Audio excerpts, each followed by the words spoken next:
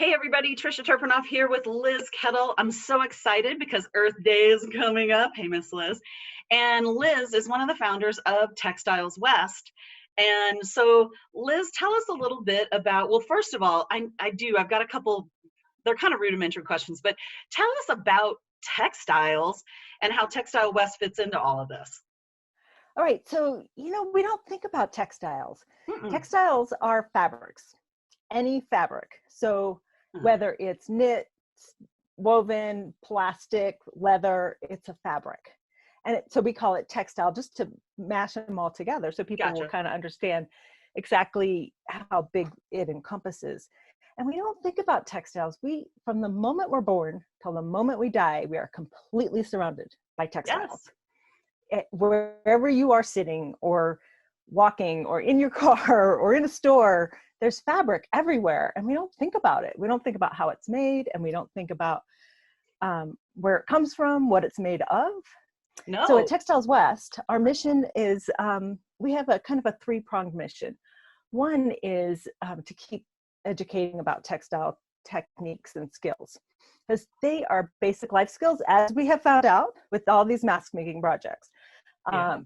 Knowing how to sew is important. Knowing how to spin, knit, weave, those are they're basic life skills, and they're not being taught at school anymore. And one of the other reasons we as women think this is so important is because for girls especially, it's often their first exposure to 3D modeling and math and patterns that they're interested in. It's not abstract, it's concrete. So for girls, if they don't even know they might want to be an architect until they understand construction of a garment. It's really, we don't think about that. So the education part is really, really big. It's not just, home ec is important.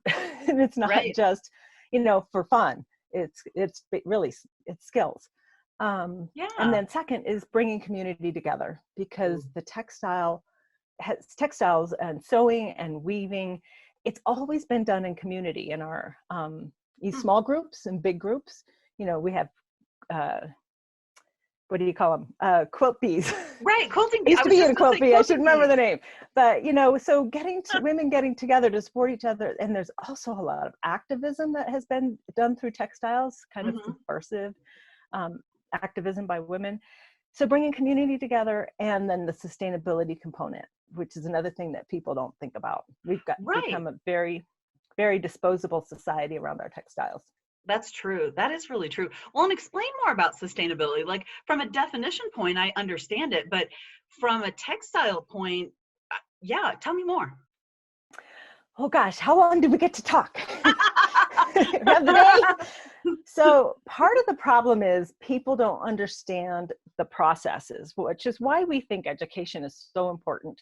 Because if you know what it takes to make a t-shirt, how long it takes one person to make one t-shirt, then you know that you shouldn't be able to go and buy a t-shirt for $5, not even $10, because the cotton has to be grown, it has to be processed. Somebody has to pick it, has to be processed. Wow. Well, now machines pick it, but you know what I mean. And then it's all transported to other countries to be made into garments. One of the reasons that almost all of our textiles go to other countries, generally third world countries or emerging countries, industrial countries, is because they don't have the environmental rules that we have here in the US. That doesn't sound good. So no, it's not good. There's a great movie called River Blue, and it's called River Blue because when they know what color the mill is dyeing by what color the river is. If it's blue, if it's red, because they just dump those dyes right into the water. No. And this is the same water that they're getting their drinking water out of. Yeah, it's really horrifying. And the chemicals that they use to dye their t-shirts and things, that's obviously toxic. Yeah, it's all toxic. Because if it was done in the US, it would have to cost a lot more, because we have a lot more rules on, health rules, environmental rules. So you can't, so that's why they started shipping it all overseas. Oh, wow. And the other part is understanding what your garments are made out of. So if you go to a store, it doesn't really matter what kind of store, whether it's a high-end store or a low-end store. Try and find 100% cotton t-shirt. Nothing else but cotton. That's It's really harder hard, nowadays. really hard. And that has all these other problems around it. So cotton is not, I mean, polyester, people don't even realize polyester is made out of petroleum products. What? It's oil. Ew. Yeah. Yeah. So the second, textiles are considered the second largest polluting industry right behind oil, because we also incorporate oil products. And so, half of what we wear these days is polyester. It's It easy, it's is. comfortable, it's easy to take care of, except it does stain if you get oil Yes. on it. But True that. yeah, it's hard to get those oil stains out. But it's not good for our skin. It's just not, it doesn't breathe as well as cotton or natural fibers. Wool, cotton, silk, linen, Right. all those fibers are much easier to take care of. And Interesting. yes, you might have to iron them, but that's a small No. price to pay. Or we just, have this whole new paradigm around wrinkled. That means you're like really cool if you wear wrinkled clothes. Absolutely. Well, I just don't dry So any shirts anymore. I just hang them and shake them. yeah, yeah. So so understanding where Wow. the garment came from, and so if you have a cotton poly t-shirt, Yeah. if you have a 100% cotton t-shirt, it can be recycled. Oh. If you have a cotton poly t-shirt or jeans with spandex in them, they can't be recycled because those fibers can't be separated out. No. So it mucks up the recycling process.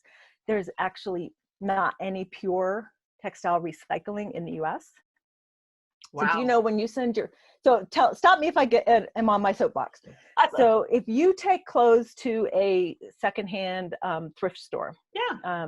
not the small mom and pops, I'm talking about the big chains. Gotcha.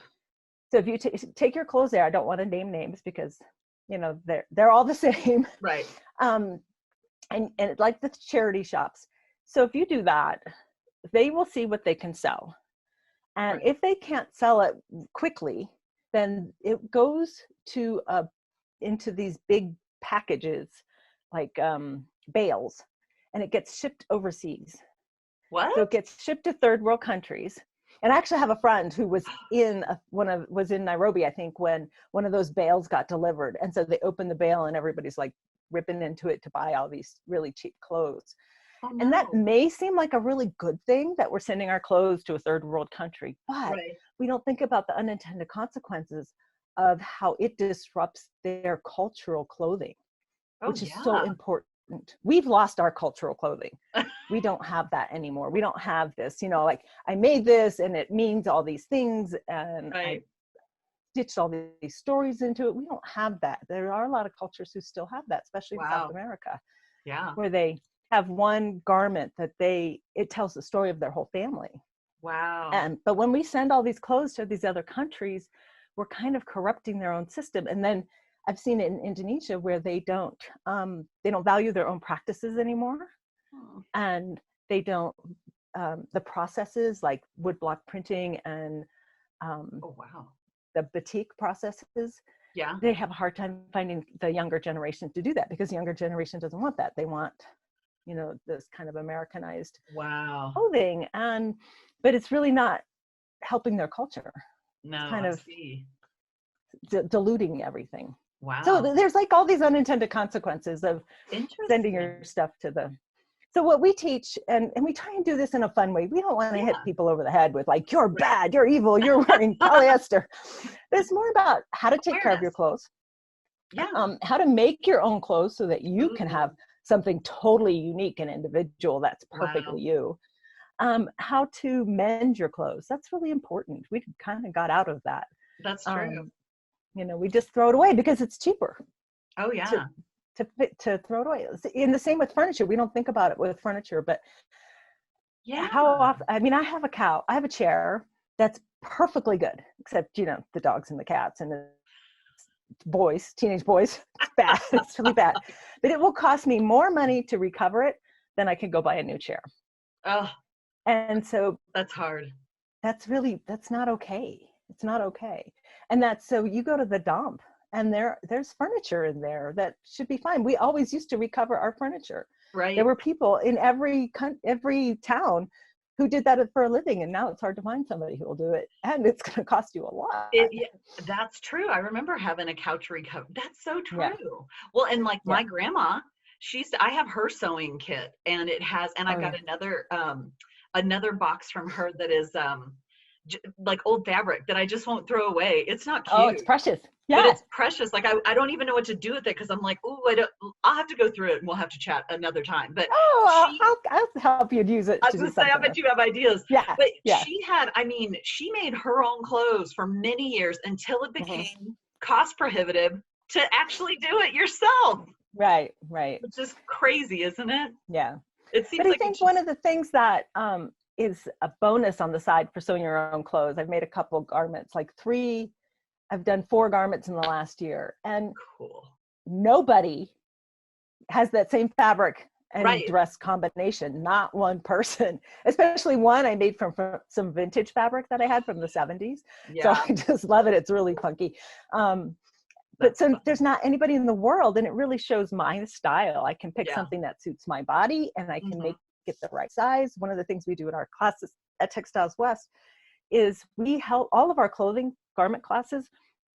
We have a way to help you learn how to make the pattern fit your Ooh, body, because we don't want that's you to go and just make the pattern. We want to help right. you figure out how to, where you need to put a dart, or if you need to make the shoulder smaller, or because then that's where, and then it's so much fun because people are Oh, like, wow, that's really great dress. Where did you get that? You made it. I made it. I That is made it. that is cool. I really Yeah. love that. Well, so tell me, what is Textiles West? What's your I know you guys are, got big plans for Earth Day. What part are you guys playing? So we've got a social media campaign, kind of an awareness campaign that's going on the whole week, because I don't know if everybody knows, this is the 50th anniversary of Earth Week. It was the year I turned 10. So that tells you how old I am. And it's just been so special to me my whole life. Yeah. I just wrote in our newsletter how I remember that Keep America Beautiful campaign, where there was an actor Yes. that was portraying a Native American. It's like Yes. today they should have got a Native American, but it was so impactful to me. I mean, it really was with me my whole life. Yeah. I was using canvas shopping bags before people Wow. thought it was, the thing to do, just because that was the way I was brought up. We were brought Yeah. up to pick up trash on the side of the road. Right. So I wanted to do something kind of special. So we are doing a pledge campaign, and I had a little technical difficulties over the weekend. So where I was originally hosting the pledge campaign, Of course. I had to redo it this morning. So it should be good on Wednesday, ready to go. So it's a pledge around textile sustainability. It's a pledge to keep fabrics out of the landfill. A Awesome. pledge to learn how to mend, and learn how to understand fabrics. And we're going to have things coming out during the year on this. This is one day to celebrate Yes. sustainability, but it's our life. Right. So Every day we should be yeah, celebrating something, right? so that'll be on our website, which is textileswest.org. Okay. It'll be right on the front page of our website, where you can click Perfect. through to take the sustainability pledge. And we just want people to be aware and share it with their friends and say, we can do better. Yeah. It's ridiculous that we have so much. One of the things my son they had a house fire 2 years ago. Oh, It was devastating. So they pretty much everything was gone, but things weren't necessarily burnt, but they were damaged from smoke. And right. so they had to go count all their clothes. They had to do an inventory. Oh, And wow. he called me and he said, Mom, I have 30 t-shirts. 30. Why do I need 30 t-shirts? Wow. And it's like, oh, well, this one's cute. This one's cool. This one's got a great logo. So I'm going to buy it because it was only $20. Or, even an expensive one is $30. Right. But who needs 30? He can't wear it. It's not like he wore one every day for a month. And so Right. then he only wore one t-shirt 12 times in a year. So our pledge campaign is around we can do better. And just to be aware of it and kind of have those conversations with the people in your lives. And That's awesome. I love share that, our Liz. stuff out. Yeah. That's really cool. All right, Thanks. I think people. it'll be really fun. It will be. Textileswest.org, peeps. Thanks, Liz. This has been so informative. I Thanks for appreciate it. having me, Trisha. Thank you so much. Absolutely. See you on Earth Day. Mwah. Okay, bye.